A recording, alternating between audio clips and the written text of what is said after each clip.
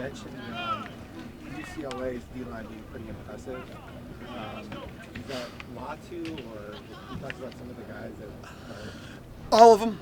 Latu's obviously super talented. You know, there's some mock drafts where he's a top 5 pick right now. But they're all really good.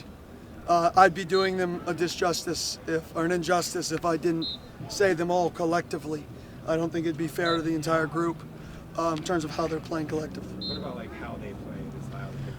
They blitz a lot, and they use their athleticism. They move their athletes around the field in the box, and they pressure. They do not play stagnant. Very rarely do they play stagnant, and if you watch their trends, they get more aggressive and more aggressive as the years gotten on, as they got more comfortable in the new scheme, and that aggressiveness has only been beneficial for them. What's the biggest challenge in adjusting to that? Blocking them. I mean, getting your hands on them and blocking them. They're difficult to block. That's why they're top 10 in the country in rush defense, top 10 in the country in sacks. So because they're difficult to block. So, you know, we can say, let's line up and run the zone. Okay, cool. Like, see how that works for us, right? But we're going to have to be creative with, you know, how we throw it, how we run it, and the things we do in order to, you know, play to our strengths. Jordan Clark after the game wanted to focus on everyone doing their assignment. Are you noticing an improvement in people focusing on their assignment this week?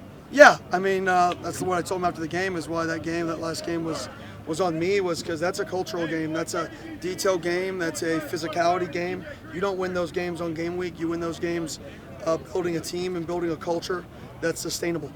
And that's why I said that's on me. We're not there yet. We will get there.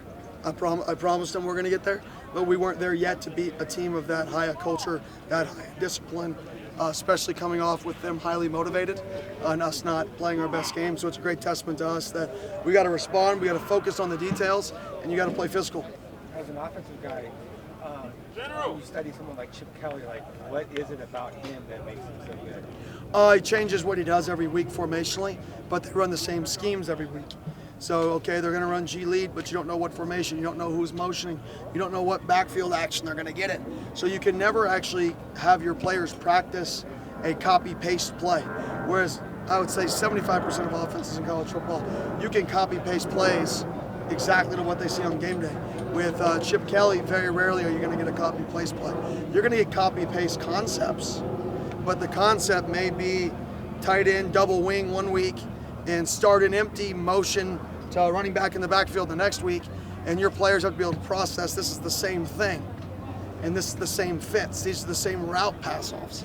But he makes you do them with different players, he makes you handle it with different motions, and I think that's what has made him successful over the years. Like, how old were you when you started to really like focus on offensive scheme and stuff? And, like Chip Kelly, when he was an innovator at Oregon, for example, were you like drawn to that already, or was it later on that kind of sparked you?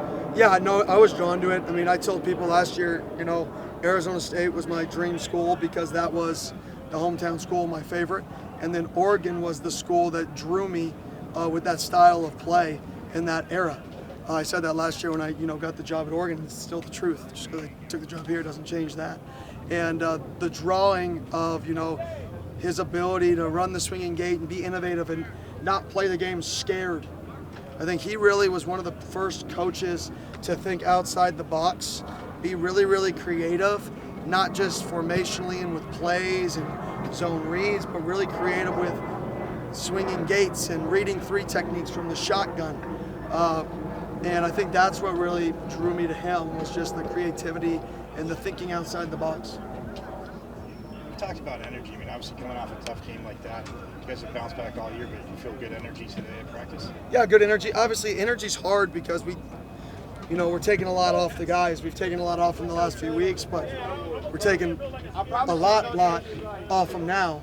And it's obviously harder to have energy when you're not going at a rate, you know, that your body, you know, needs the juice. So I think that's the greatest challenge when adjusting to more of a walk-through pace, is you've got to be able to fight through the mental gymnastics of, hey, I know I'm walking physically, but I've got to take this mental rep full speed. And I think that's just part of growth that we, you know, over time we'll get better at and we'll get more comfortable with.